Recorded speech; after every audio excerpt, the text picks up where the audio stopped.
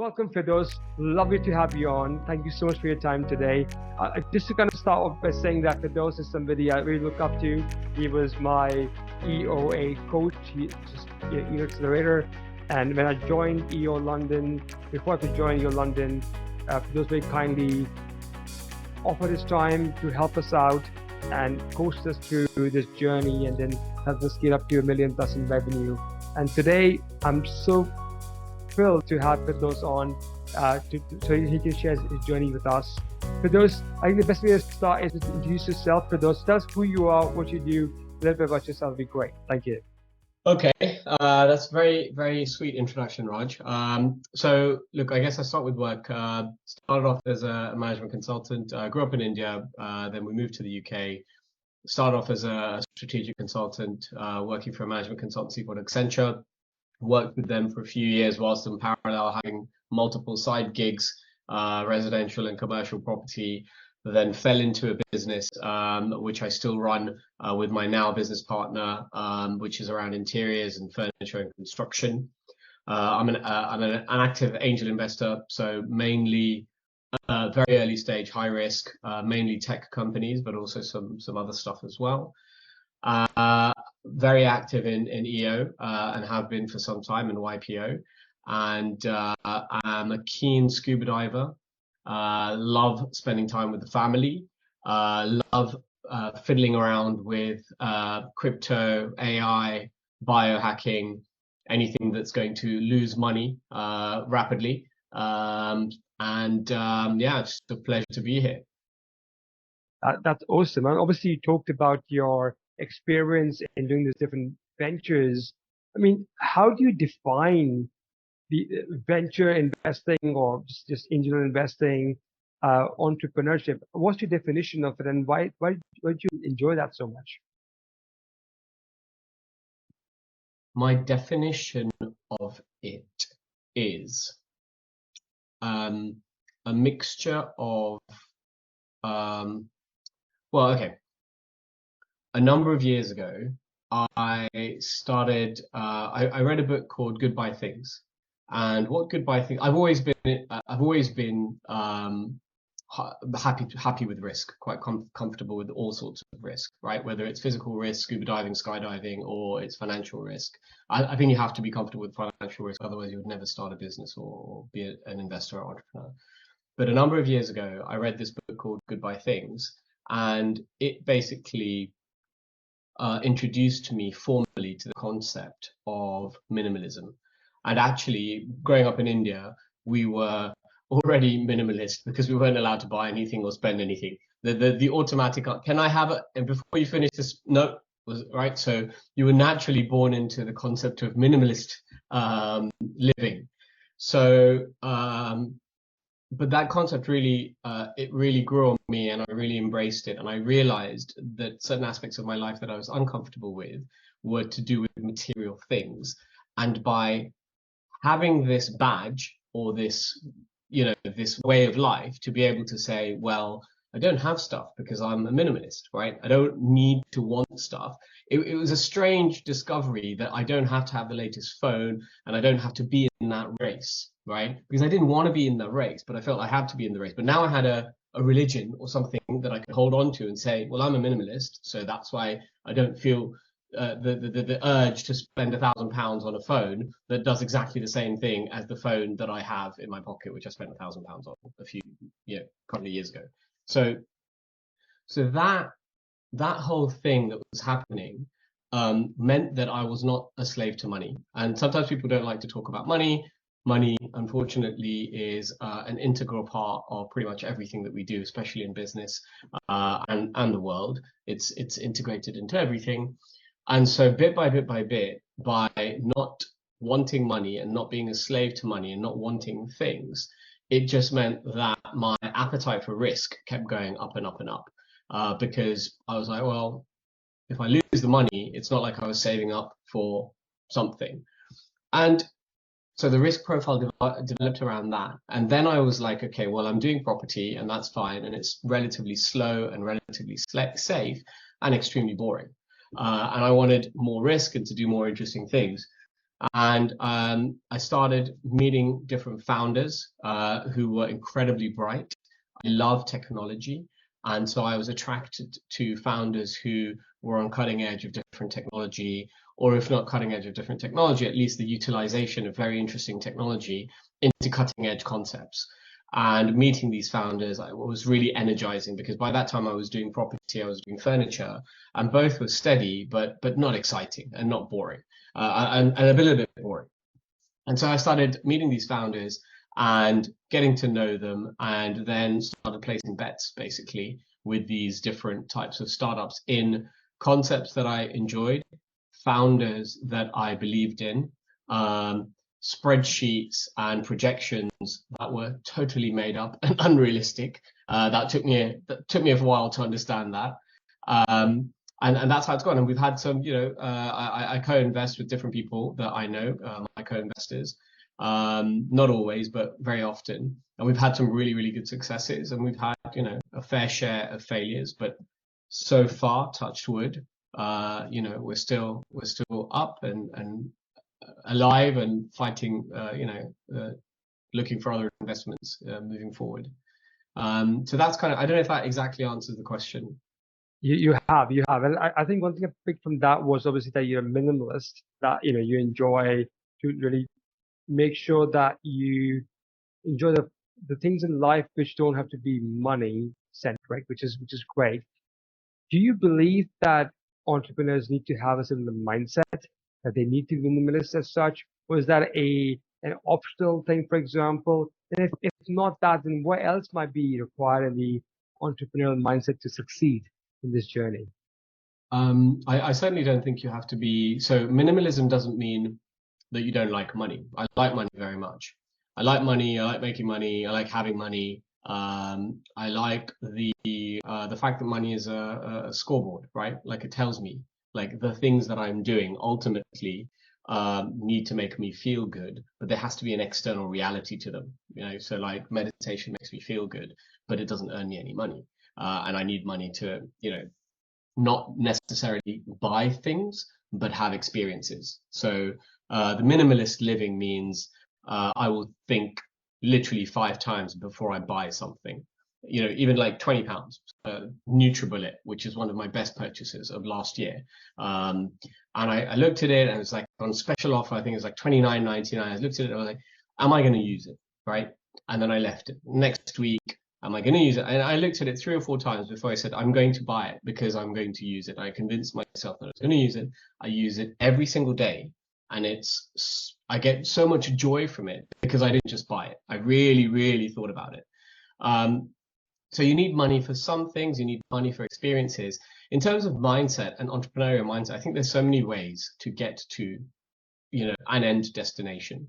For me, I would, and I've talked about this many, many times before, I would say that a big part of my success is, and we've talked about it many times, is the morning routine, right? It's the meditation, it's the eating in a sensible way, but then for me, not beating myself up if I decide to have a packet of crisps or, something. So being kind to myself as well, not just being overly harsh to myself. Meditation, the morning routine, it's the exercise, looking after the physical form, and all of it together. So that has led me to a mindset of gratitude, continued gratitude. Like, no matter what happens, I've had so many things that most people will never have, in terms of experiences, in terms of friendships, relationships, healthy children, all that stuff. So reminding myself, like, gratitude isn't a one-time thing. It's like constantly having it there. And the only way to do that for me is to have these moments, the morning routine, the gratitude in the evening, to create time slots for it so that it can happen. Otherwise, it won't happen. So the mindset, I think, is of gratitude. People talk about resilience, and people talk about never give up and always get up, and those characteristics, which I think are necessary anyway. But I think before that, you need to look after yourself, and you need to be ready for whatever comes. And then when you get knocked down, if you're physically fit, if you're mentally fit, then you have the chance of getting back up and then having those other characteristics that we hear about a lot in terms of, what entrepreneurs should have. Interesting. And I hear what you're saying. I love what you're talking about, sort of being kind to yourself, gratitude, the morning routine. One thing you also said was very interesting is that money is more of a scoreboard for you and is to maybe purchase or have experiences. Obviously, last time when we met, we were in Cape Town, South Africa, and we were experiencing a conference, for example, and then everything else which happens before and after. When you talk about minimalism and you talk about sort of experiences which you can purchase, do you also put a price, or do you also think twice about experiences you go through, or is that, well, doesn't matter what cost because it's experience for me, or it's just physical items which you're buying, which you're concerned about? The physical items are the ones that I will consider a lot, right, before I purchase. And I don't want to sound like an extremist. I mean, if I need to buy something, I mean, I'll buy it. It's not, Yeah. but I buy physical things that I need rather than physical things that I want. Because if I just rely on want, there's so many nice things that are made. We're constantly bombarded through social media, and so I try to just, and I guess it's the same with experiences. But with experiences, I'm probably less rigid. With experiences, I'm probably more flexible, because I know that that thing is going to be with me forever. Whereas the expensive jacket that I might buy, I'm probably not going to wear it every single day, and it's probably not going to last me forever.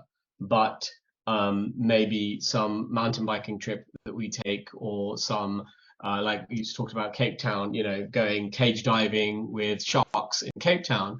I mean, that's going to be with me. I'm going to take that with me to my deathbed, right? So I think it's relative. There are some experiences that I might spend on, especially things relating to the kids, that I might think that was a rip-off. Like, did we really need to spend that money? But you got to kind of roll with it sometimes. So flexibility and, like I said, kindness. Like, if I spend something that I thought I shouldn't have spent on, I'm not going to beat myself up. And the money aspect of it is not just the scoreboard. The scoreboard aspect of it is important, but you need money to live. I mean, I need money for my car and my house and my food, and so it's not like I'm just not scared to talk about it the way I used to be scared, because money can be a dirty word, and I don't think it needs to be a dirty word as long as you're frank about it, and and you also do something with it positive. Like, we do a lot of charity work as through our main companies, as a family. My parents are heavily involved in charity as well, separate charitable organizations. My wife as well supports Yuva Unstoppable, which is our main charity that we support, which is an amazing charity that helps underprivileged kids in India. So I think it's balance. Yes, you need money. You just don't need lots. I need money. I just don't need loads and loads of stuff. I think that's what fascinates me about you, is that you have a very clear sort of vision for what you want to be, and you follow that path as you go through. The one thing I remember as well, which I thought was very impressive as somebody who was entering that EO world, was your appetite for diversification. Like, I remember I once came to your storeroom in I think FCI London. Yeah. And then when we met, you mentioned about your catering company and your investing. I mean, the first question I want to ask you is, how do you have the time to do all these different things? That's one. And I mean, when you talk about different businesses, not only you investing in technology-backed companies, but also, for example, in hardware like furniture, for example, catering. How do you go about this, and how do you sort of how do you apply that in your business, into diversification, your mindset, for example, as well? So in terms of the different businesses, so for example, the banqueting venue and the banqueting business was just a natural progression from a commercial property that my business partner and I owned. We needed to do something with the space. We saw an opportunity in the market. literally minimal research. I think we decided to make it a banqueting venue. In fact, I remember we were having a jacket potato in Asda in Colindale, and we were like, "What are we going to do with this space?" And then I think it was my business partner said, "Oh, every like wedding you go to, like they're so expensive, and the venues are so expensive, and there's no parking, and this and that. Why don't we make it a wedding venue and a banqueting venue?" And we kind of went, okay. And then so it wasn't as scientific as I would like to pretend. But the reason it's successful is the people that we have running it. So the person who runs that venue is incredibly dedicated, completely trustworthy, incredibly smart and street smart, and incredibly good with people. Like his name's Irfan, incredibly good with people, and just has done an amazing job. So that's just one example. In terms of furniture, again, myself and my business partner are less hands-on day to day. We have an amazing management team, leadership team who are running the business because they're passionate, they are knowledgeable, and they're committed. And again, they care about the bit that they're doing. They don't care about all the bits, but they care about the bits that they're focused on. They care enough about the other bits to keep it rolling, but they all have their own bits that they love, and then they just do them really well. In terms of the angel investments, I mean, not all founders are created equal, right? So sometimes make investments and the founders make a mistake, the founders break up, there's all sorts of things that happen. And sometimes the founders are just, not great founders. And so then you lose all your money and then you move on to the next one. I mean, obviously, that the whole idea of investing, and since we last spoke, I've been invested in some cash as well, and it's such a nerve-wracking experience, but equally a really fun one. I must say, it's like a roller coaster ride. I put some money in, would I get it back? Let's see returns on it. It's always a bit nerve-wracking, but I do agree. I also see that obviously when you are looking to invest cash into businesses, you're happy to diversify quite a bit. So for example, I know tech and I will only do tech and marketing, whereas you're all across the different industries. Is this something within you which you have learned over the years which has made you do that, or is something which comes natural to you, or is it forced, for example, as well? I think so. I invest because I want a return on my money. So that's, the first thing, right? But then I'm investing because I'm really interested in that project, because I'm learning something. And when I have skin in the game, my appetite to learn is far greater. Then it's also to do with the partners and it's to do with the founders. So I have two partners, very close friend Vish, my younger brother Faraz, and they co-invest, we co-invest together on a number of deals, and they will bring things to the table where they have a passion or they have an experience which I trust and I rely on. And so these different types of deals come in. My brother has a growing, very successful digital brands business which is in the food space. He's always been a foodie, knows that space very well, so hence we've got a number of food related and plant-based food related investments. Vish knows technology and knows a number of other sectors, so also a super accomplished founder. He's founded Until, which recently you've heard of Stephen Bartlett. He's a massive entrepreneur. He's coming in as an investor into that business, so different kind of inputs. And it keeps it interesting from my point of view, because naturally, the most natural thing, which I started looking at the beginning, the most natural thing for me would have been to just go into furniture or property investment, the things that I know quite well.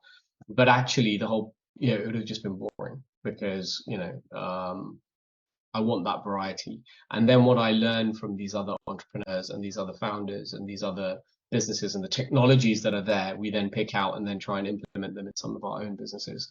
So it came about very organically, and probably not the most sophisticated way of doing it. I mean, there's people who say, well, you should just get to know one sector and know it well and just do that. They're probably right, but that hasn't been my path. Understood. Understood. And what's your typical check size? What kind of checks do you usually write when you work with companies? Yeah, so it depends. Anything from 20 up to 200 on the first go.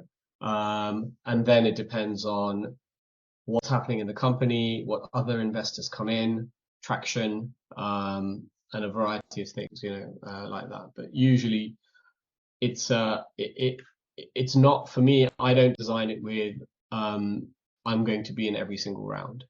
For me, it's like seed and then maybe one more round. And then if it's carrying on and the business is great and you've got then venture capitalists coming in, then I'm like, okay, this could be really good, but I'll stick with my, with my bet and now let somebody else carry the flag. Understood. And it does sound a little bit like some of these are angel investments, but others are more like a private equity PE style where you sort of invest in a, say, for the banqueting hall. Sounds more like you sort of invest in it, bring a management team in, looking to grow the business. Do you do both PE and angel investment style, or is it more just No, angel investment? it's angel. It's angel. The banqueting venue was just it was a property deal, right? So we owned the commercial property. We were using the downstairs as a furniture and interiors showroom. The space was available upstairs, and so it was just a business. We set up a business. I wouldn't necessarily call it PE, because PE is usually where you come into an existing business and help the management team or help the owners grow the business beyond where it is. Whereas we were the founders of that business. And then we put in a management team to look after it for us. So Understood. very small Understood. business. I mean, it's a very small business. It sounds very exciting, though. Very exciting. Obviously, in this journey of yours where you have investing in different companies, starting your own businesses, where do you see this going in terms of the next 10 years, for example, or maybe 20 years? Where do you want to go with this?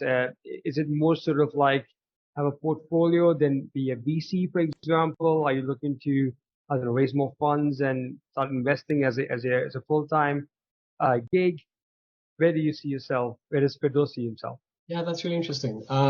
So I think that right now, it's about, so SCI that you mentioned that you've been to, is being taken over by the leadership team that we have. So it's just a question of making sure that that's all in place correctly and that all aspects of the day-to-day running and operations and growth strategy are taken over by that leadership team.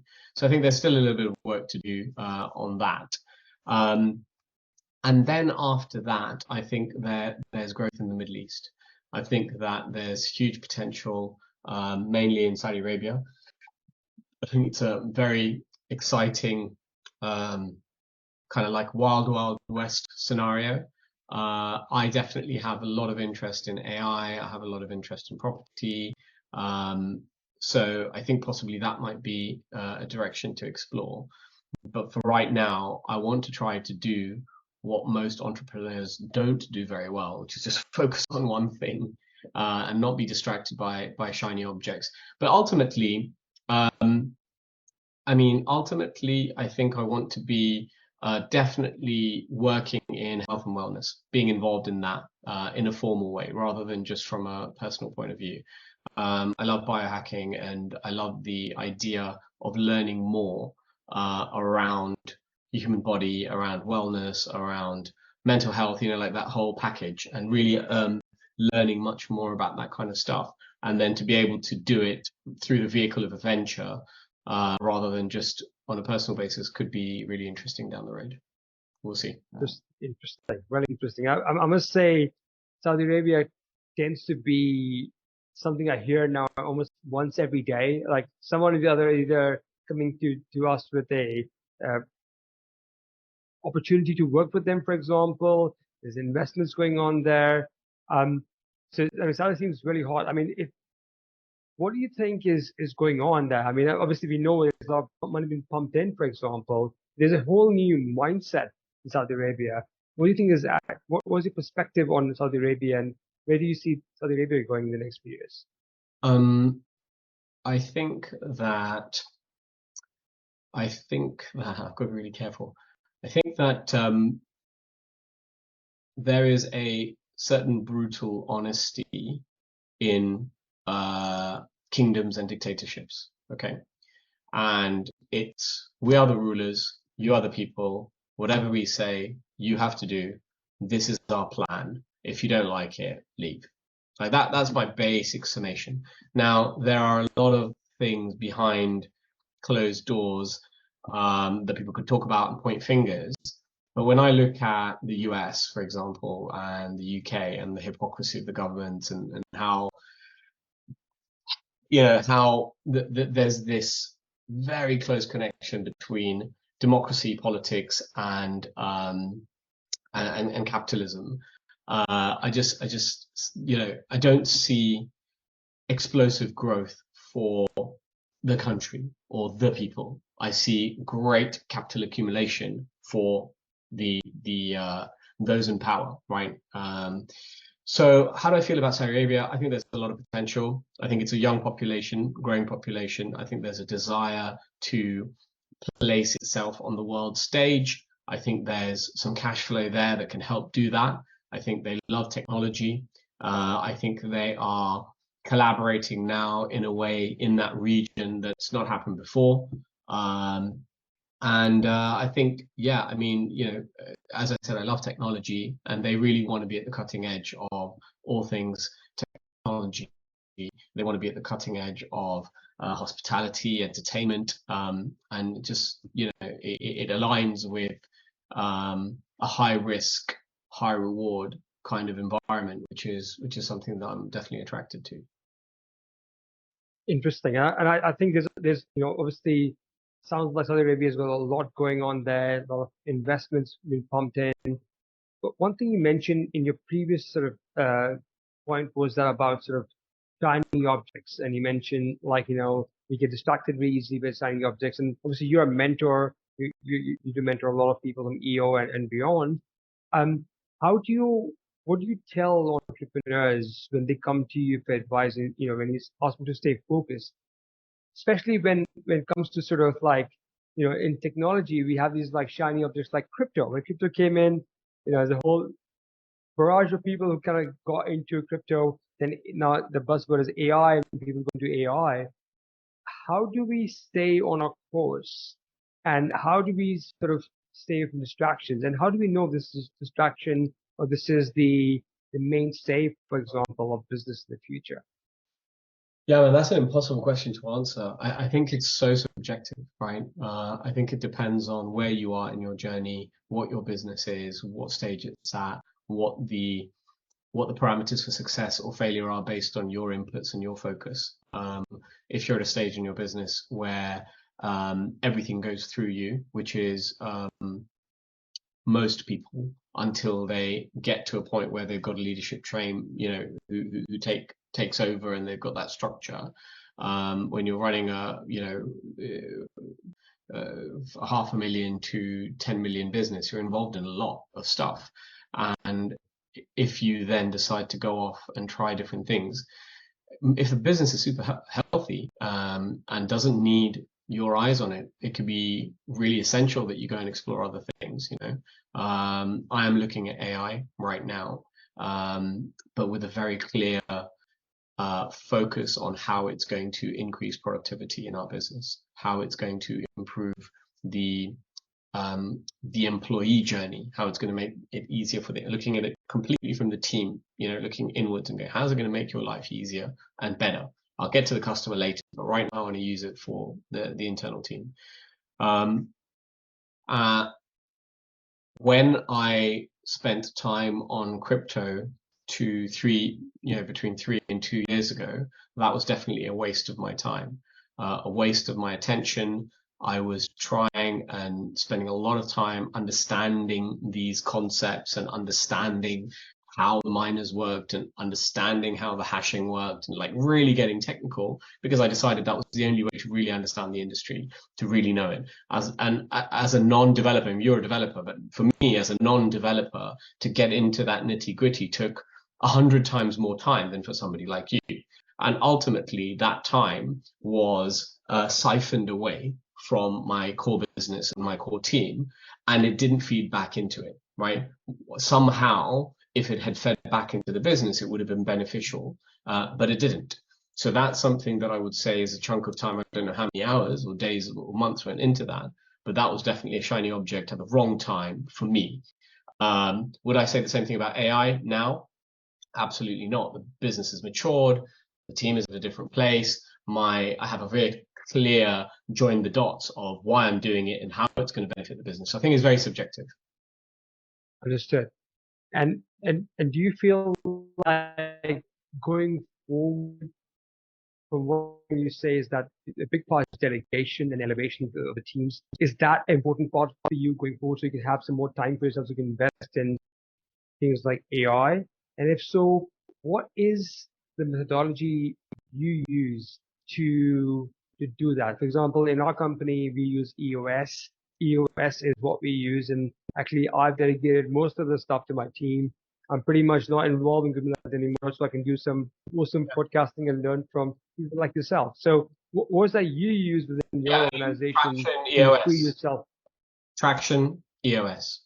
Scaling up is there in the background. I think scaling up is overly complicated. I shouldn't say that, given that Vern Harnish, our fearless leader who started EO. But yeah, exactly, EOS, right? It's a great system of checks and balances and tools. But then I think also, I mean, there's so much to it. I think you got to find the right people. You've got to be lucky enough to find the right people and the right chemistry. I don't have a playbook for finding the right people, to be honest with you. Really, I just got really lucky. I have been lucky again and again and again. But in terms of how to start handing over and organizing the business, EOS, 100%. I would champion that. It's funny you mentioned that you don't have a playbook to finding people. In fact, I remember you talking to us about like how you have this a process to hire people, and in fact, I use that now in our business. Would you be open to sharing that with the audience? Yeah. I mean, I think that was more for kind of salespeople, but I mean, we use it across the board. I wouldn't necessarily use that for a leadership team, but that process of having a pre-recorded message talking about our core values. I now do that in person, by the way, because I have more time. So now, I mean, do you want me to tell you how I do it now, or how we did it before, or? Either one would be great, but just if you just don't mind sharing that. Yeah. I mean, how we did it before was there was just a recording of me talking about our core values and all the reasons why you shouldn't join us. So all the things that were difficult about the company and challenging about the company and our core values, and then a description about the job and what it entailed and what you could expect day to day, and the fact that no 2 days were the same, and so very as honest as possible, almost to the point where I'm saying don't join, right? Like that was the type of video that it was. And we invited people through LinkedIn and through wherever to submit their CVs. We would put the CV, they would get an automated message to say, thank you for applying. Here's a link to the aptitude test. They would go to the aptitude test, they'd fill out the aptitude test. And then people who would get above a certain score on there were a number of aptitudes. Some aptitudes didn't matter to us so much, so we didn't care if you had a lower score, but some were very, very important to us. And based on that, you would then get this video of me talking about core values and all the rest of it. And then for people who wanted to continue, there was like a button or an email address or something that they would then fill out and then send a covering letter explaining why they wanted to work for us. So it was like kind of pretty automated, which meant that rather than reading hundreds, so we wouldn't read any of the CVs up until this point. Only when we got to that final bit where they'd done the covering letter, then we would read the covering letter, understand what they were saying, and then go and open the CV. And it really massively cut down on our time, because we found that loads of people would drop off, at each stage. Many people wouldn't even bother to do the aptitude test. We're like, well, there's no point us spending 20 minutes reading your CV if you're not going to do the aptitude test. So that worked. Now the process is actually handled by the leadership team, but I just do a group call talking about our values, talking about a little bit of the history of the business, how we got here, talking about all the things that have been difficult in the business, how the business has evolved, and just kind of like um, really sharing as much as possible the personality of the business. And that's with me, and it might be a group of 8 or 9 people who are applying for the role, and they get to ask me questions about anything, literally anything, anything to anything about me, anything about the business, anything about the cash flow, anything about the biggest challenges we have right now, the biggest challenges we had last week, last month, and I answer completely honestly, and that polarizes people. So some people think absolutely not, never, would never work for you, and then others people think, come back and say, I can't imagine working for anybody else. And that's the whole point of that thing, to really polarize people. And then those people who want to continue, then they go through a process which the leadership team runs. But it gives them a really good understanding of the personality of the company, and what we're trying to achieve by having that very open. And sometimes people ask some really deeply personal questions. And because of my experience with EO and my experience with Forum, and being able to tap into the top 5 and the bottom 5, right? That ability, when somebody asks me something deeply personal, most of the time I can access it and be transparent and honest about it, which I think Well, helps. thank you. Thank you for sharing that with us. And since you talked about EO, I think let's just sort of end this lovely conversation with EO, which stands for Entrepreneurs Organization. Question I have for you on that is, how has EO impacted your life? I'd love to hear your thoughts on that. We don't have enough time for me to describe all the different aspects of it. I think that it's Forum obviously has obviously, for people who don't know Forum, it's impossible to understand what Forum is. It's just impossible until you do it. But that close connection that I have with other human beings, and the feeling of acceptance after sharing the worst of me, which is what I share, the worst aspects of my personality, the worst aspects of my behavior, the worst aspects of my even thoughts, come out in Forum, and the best. And after sharing all of that, to have a non-judgmental group of people who have not run away from me has been great in terms of character building, and all the other stuff that comes out of Forum. All the great actual experience shares, which lead to better decisions, and the the the idea that you become the average of the 5 people that you spend most time with. So that multiplied, whether it's sitting on the board, whether it's acting as a mentor, whether it's in Forum as a Forum buddy, whether it's acting as moderator, Forum chair, or all the different roles that I do in EO, both in the UK and globally. I'm surrounded by these other lunatics who are just full of energy and just want to do stuff and make the world a better place in whatever small way or big way. Some of them are like, so as some of the EO members are doing like groundbreaking, crazy stuff in the world to make the world a better place. So to surround yourself, or me surrounding myself with those people, just bit by bit by bit by bit, has made me happier, more content, more confident to be myself. Like, I am a nerdy sci-fi geek. That's me. And running a high-end European designer furniture and interiors brand, you can't really be that. You've got to be somebody else, right? You can't be like some spotty, nerdy I love Star Wars, because you're selling so it's allowed me definitely to tap into that and be myself, and just give me lots of skills in terms of how to look after people, think about people, deal with people, talk to people, which is the critical thing that I've had from a million other things. But yeah, I mean, I would not be as content and as calm as I am. My life I don't believe, would be anywhere near as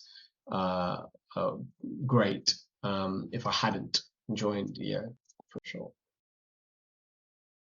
Well, for those, all I can say to you is I can't agree more with you. You has been an awesome thing, but I must say to this conversation is to catch up with you, feeling like the old days, and it's so good to talk to you again. Thank you very much for your time today, Firdaus, and I can't wait to meet you again and see you in person again. And I just want to say thank you on behalf of myself and everybody else.